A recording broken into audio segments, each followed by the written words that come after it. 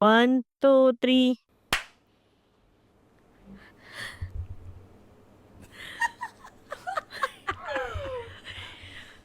Hi, ano ay? Welcome. Welcome to our virtual sleepover. Welcome to our virtual sleepover. Hi, my name is Claire. My name is Lee. Hi, my name is Mariel. Alright, wow. Wow. Pag-usapan namin simula. Anyways, meron kaming mga list of questions na for fun. Gusto lang namin sagutin. Wala lang. Trip. Ano ba? Just for fun. Para chill in our pajamas. Oh, yeah. I'm not in my pajamas. I'm in my jogger pants. Sweatman ng Sweat. Okay, so Sweat. let's do our, ano ba yan? Fortune wheel. Pero, may mga set of questions. Okay, so let's start. Doon tayo sa first question. Sige, sino unang sasagot sa ating tatlo? Siyempre, Siyempre, yung naka-yellow. Oo, ganun ba yun? Birthday ko kasi. Sige, ano ka kasi? Ako dyan. Ako, wait, comment. naiiba ka. Sige. Sige. Sige. First question. Oh my God. I'm so... wow. Ano ba mga questions to? Like, serious questions ba? Weird and fun questions. Yeah. The question is, would you actually want to be able to read minds? Oh my God. After mo magsagot, siya naman, tas ako naman. Sige. For me, no. Kasi nakapanood ako ng movie na babae na nakaka-read siya ng mind ng mga lalaki. It's so weird. Ang so weird. Parang naririnig mo yung monologue ba nung mga thought ng mga tao. So parang weird. Imagine, naririnig mo yung thought ng katabi mo. Oh my gosh. Kasi nag-iisip pa kanya ng masama. Hindi ba? Hala, hindi pa ako nakabukas ng pit ko. Baka naamoy set. Diba? Parang yung kanina yung sa nag-aano ng motor. Ha? What it's nabasa mo yung iniisip Ay, niya. oo nga na. Hala, nahuli ako. Mag-iisip na ako ng rason. Ay, bilisan mo na kaya mo lang dapat nangyari. Kasi meron kaming backstory lang. Kumain kami sa labas. Tapos, may motor si Kevin. Tapos may nakita ko parang naggaganon dun sa niya, susian. Tapos biglang umalis. Katakot lang. What if nabasa mo pa yung isip Kaya, niya? Nervous talaga yun eh. Ako naman, ako ayoko din. Kasi parang stressful na yung iniisip ko. Dadagdagan pa ng mga, stressful na iniisip ng iba. So imagine, parang sa family mo pa lang, ilan pa lang kayo, kami parang 7 in the family. Isipin, lahat yun, iisipin ko rin yung mga iniisip nila. So yun, ayoko kasi medyo stressful talaga. Yeah. Yun. Stressful talaga. Sarili mo lang thoughts ang hirap niyong i-manage. Thoughts pa kaya ng iba. Ng ibang tao. Ako, would you ask, siguro from time to time, feeling ko kasi meron akong pagka-people pleaser. Parang gusto kong malaman, meron akong thought minsan na parang ano kayang sinasabi nila tungkol sa akin pag wala ako. Parang gano'n. Parang ano kayang iniisip nila about me if I'm not around. Parang gano'n. So, parang ang astig niya from time to time. Pero, siguro nakaka-overthink din. Imagine mo, Lima. at even the deepest secret ng isang tao, maririnig mo siya na usually, oo, diba? Usually, yung iniisip. So, yun. May pros and may cons din. Oh. Next question. Next question. Which celebrity do you think you would be best friends with? Hala, di pili ng TV. Kundi, parang hindi ako mahilig sa cut. No name dropping here. Oy! Siguro, wala akong celebrity na na as of now na... Okay, next question. Ay, hindi. Hindi ko alam kung celebrity siya sa Smosh. Kung nanonood kayo ng Smosh. Parang YouTube channel siya before. Tapos, lumaki na silang channels na may iba't iba na silang mga talents ba yung tawag. Siguro yung gamer dun, si Olivia. Hindi, Olivia Sway. Sway. Yeah. Fun siya sigurong kasama or friend. International celebrity. Yeah. Ikaw? Ako parang wala pa ako maisip. Ikaw, baka meron ka pa. Celebrity, di ako mahilig sa celebrity. Feeling ko, gusto ko maging best friends with... Friends lang siguro, hindi best. Ang hirap ng best friend di ba? Kasi ngayon may pinapakinggan yung podcast nga na pinapakinggan ko na parang feeling ko, though magkakapatid sila, pero feeling ko kapag naririnig ko yung conversation nila, parang kaibigan ko na rin sila. Right? Oo nga. Yun nga, yung sa The Rooftop Pod. Yeah. Kasi ang interesting nung story ng family nila, tas kung paano sila pinapalaki ng parents nila as parang mga immigrant sila sa Ohio. Yeah. Anong ano nila?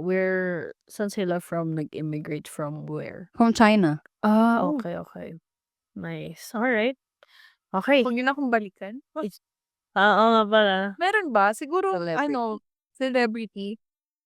Siguro, siguro si Manny Pacquiao na lang. Si Mom Kapits. Para tumigyan kanya ng kotse. Kasi marami daw siyang kotse. Kaya hindi mabigyan. Hindi, joke lang si Manny Pacquiao. Siguro, si Willie. Hindi. Jack. Tsaka 5,000. Kunting iyak na. Lagi pa naman ako. Kaya iyakin ka pa naman. Hindi, siguro si TJ. Kasi crush ko siya. So, gusto ko siyang gawing, TJ Monterde. So, Ano pa ba nila? Ako si TJ. Hot no. Yung asawa ni Z. Tanda. So, yun. Wow. Okay, that's nice. Okay, next question. Dapat meron na? Actually, before tayo sa next question natin, sabihin na muna natin, bakit ba natin ginawa tong ginagawa natin? Bakit ba? Oo nga, bakit ba? May real? Claire? Elena? Siguro kasi, we're trying to share our thoughts, and ako personally, I do have the urge to share whatever I'm experiencing, especially nung umattend ako dun sa graduation ng sister ko, na-realize ko na parang even if, alam mo yung pag-graduate mo ng college, akala mo, alam mo yun, parang, madali lang lahat. Pero, oo, 'di ba? Parang ganun. Pero I wanted to share the experience that I have during those moments na adulting ako, na I don't really know anything. And I feel a lot of people are actually parang would want to know about those kind of parang experience. And I'm a very talkative person din. So, win-win situation. So, ako, hindi ako talkative. So, medyo, mag-yes to. Really nag-awa. Yeah. Pero hindi. Siguro, as one of those people na nakikinig din ng podcast, fun, and learnings. Kumbaga, though one way ng matuto tayo is reading.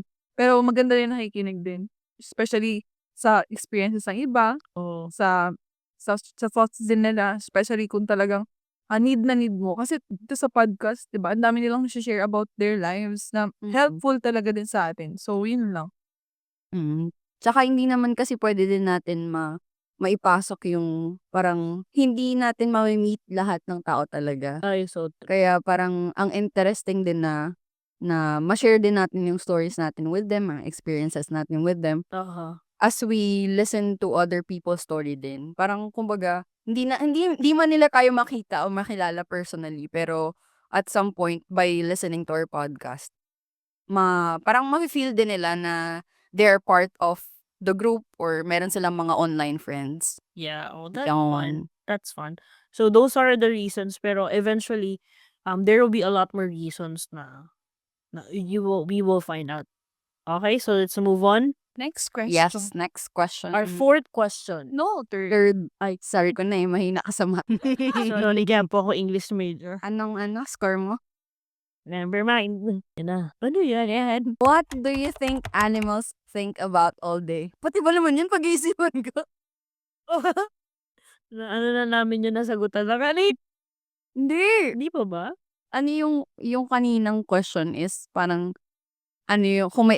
kung bibigyan ka ng ability na makausap ng animal, okay. anong animal yun? Pero ito, anong iniisip kaya ng mga hayop? Ay, feeling ko Part yan. Eat, sleep, hunt. Oh. Saan galing yan? Nanood ako ng yung National National Geographic siya. Oh. hunt naman talaga dun yun, mga wildlife yung mga yun eh. Siguro ako naman hindi kaya kasi marami kaming mga aso sa bahay. So feeling ko kapag nagka-cuddle, parang minsan napapagod na ako. Parang napapagod na yung mga aso sa Sa'yo? sa akin na Kasi nga ano ba oo nga, oo, din. parang iniisip Naman. ko, ito na naman. Ano naman lahat na Kukuha na naman ako, kikilitin na naman ako, parang natutuwa ako. Di ako nakikipagbiro. Kasi oo, gano'n. So, yun aside from eating talaga and sleeping din, yun siguro yung iniisip ko na iniisip nila buong araw. Feeling ko din may human side din sila kasi kagaya ng yung aso namin si Yuri, 'di ba? Kapag may darating na tao, parang nakaupo agad siya. Tapos parang hinihintay niya na agad na para nag-e-expect agad siya na lalambingin mo siya. So, para din silang siguro iniisip nila all day na yung mga bagay na yung sinabi mo. Pero including din yung human aspect na parang may feelings din sila siyempre. Nasasaktan nga sila, umiiyak nga sila eh. Pero parang may mga times din na gano'n sila na nalulungkot. Lalo na kapag si Yuri kasi nakikita ko yun sa kanya kapag di ko siya nilalambing. Ba't di niya na lang din ako pinapansin? May ganun siya. Kaka-research ko lang, sabi sa University of West Alabama, scientific research backs the idea of emotions in animals. In fact, researchers have observed empathy in them, as well as grief, fear, and other complex emotions often associated primarily with humans. Wow. So, ibig sabihin lahat pala. Pero may tanong ako. Ano? Bigla na nag-pop sa utak ko. Hindi daw sila nakakalasa ng maanghang? Oh, really? I don't know. Research mo? Wala akong kamag-anak ma-answer. Pero kasi, mayroon naman ako Ano, masipit? meron naman akong napanood din na merong study, ay hindi study, parang research or something na nag-try silang ng yung monkey na robot. Meron nga crab na robot eh. Pinapakita nila kung tutulungan ba silang samahan umakyat or yung monkey kasi parang nahulog. Tas nag-grieve yung buong mga other monkeys dun sa robot na yun.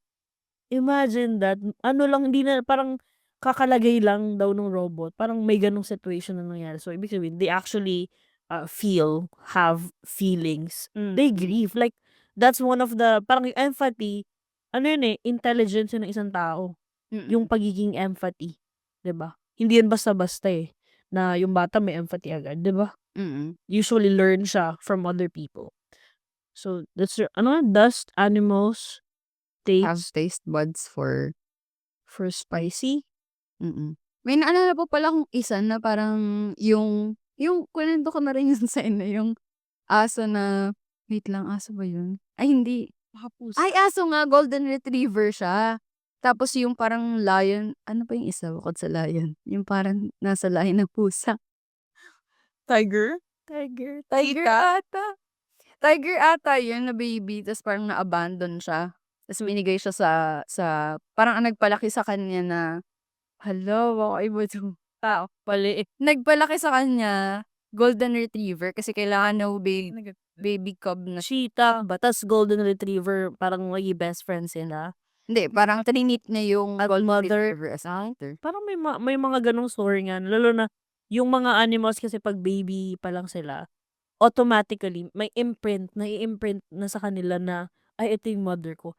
Meron pa nga yung parang horse, ang trato nila sa nag-alaga sa kanila is parang wife or husband, partner na. Wala silang asawa na other animals yung nag-treat sa kanila. Usually, yung mga di ko alam kung tama yung words ko, mga demos, yung mga naalagaan sa mga farm, pero hindi yung nasa wild. Ganun. Oo, sige. Sabi daw Fun. dito, Ay, baliktad. Iniwan pala yun. hindi ko nasa-search yung animals, pero yung dogs daw, they can taste spicy food. But they have fewer taste buds. So, siguro hindi as extreme or baka hindi siya, Panlasa nito. oo, hindi ganun. Sabi kasi, dogs can taste spicy food, but they have significantly fewer taste buds than their pet parents. While dogs' sense of smell is strong, siguro yun, yung smell ang sa kanila kaysa taste. So, on average, dogs have 80% fewer taste buds than humans. 80% fewer taste buds than humans. So, ibig sabihin nga, they have different taste. Pero they can taste spicy.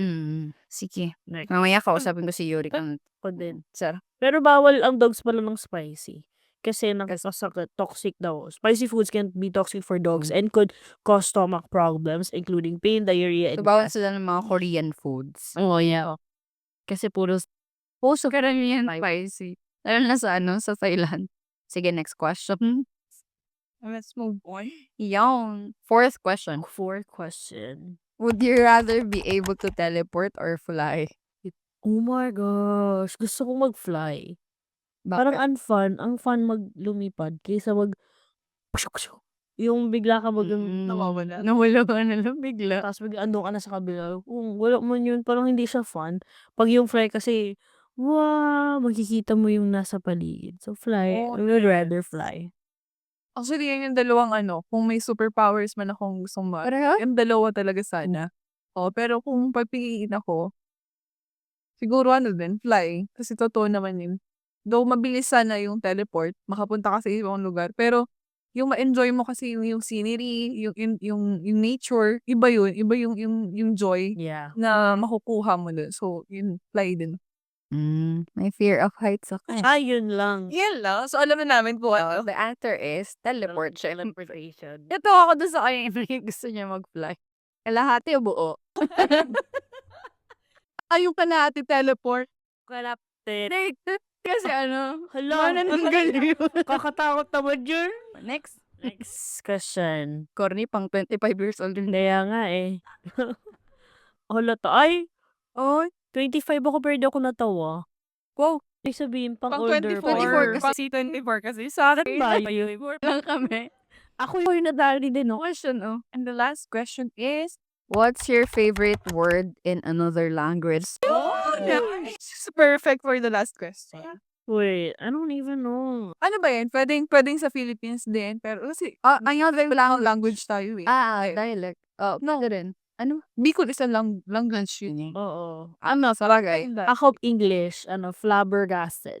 Nakapag-search. Serious agad. Kung tama yung ko, yung word. Kasi siya eh, narinig ko lang siya isang beses sa skit.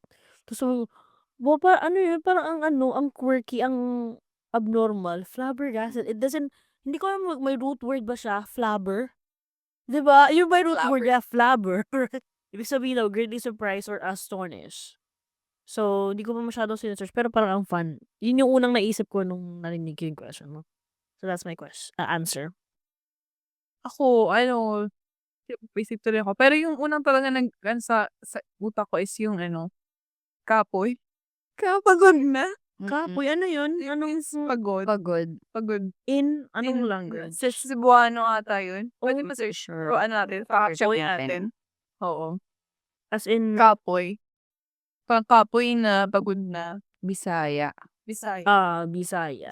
Tired. Weary. Tired. Ewan ko lang, parang lang sa, kasi minsan parang na yung word na pagod na ako. Parang, nakakatawa kasi yung kapoy na.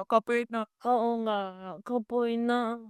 Parang pagpagod na ako. Parang nakaka-discuss. lalo ka napapagod na sa word na kapoy po. Matatawa ka Iba sa rin ibang na accent na yun. Kapoy na. Kapoy na. No. Kapoy. Kapoy. Sa akin, kasi kakapanood ko ng K-drama. Hindi, nag-wonder lang kasi ako, nung parang ang astig kasi ng merong mga certain words sa iba't ibang language na hindi directly translated sa ibang language. Kunwari, yung sa Korean nga na, Gwenchana. Gwenchana? Gwenchana. Jisan. Sana. Pero, Sana. Kenchana. Sana. Yun. Parang nagre-reflect din kasi siya ng parang siguro culture nila. Kasi parang lagi sila nagtatanong, di ba? Oo. Kaya nga siya famous na famous kung sasabihin mo sa Korean, di ba? Tapos sa Philippines naman, yung isa ay kilig yun. Sa Philippines, yung kilig, wala siyang direct translation sa ibang language. Ano siya, parang meaning agad. Oo. Tinago. Oo, parang kumbaga isang word lang siya, pero ang meaningful na agad ng word na yun, iisa lang naman siya. Kapag pronounce mo siya, kilig. Pag other, Sa akin dalawa, panisan at saka yung kilig. nako. Kasi ang unique. Oo nga. Okay, that's nice. Yum. So that's the end of our list of questionnaires na gusto naming just for fun, sagutan, just for fun. And we hope na you would listen more because there'll be a lot more things that we'll be answering for you guys. And if you have any questions, siguro they can ask us, diba? We'll be posting this on YouTube and we'll be having a community sa YouTube channel. And please list down whatever question or even on the comment section. Diba?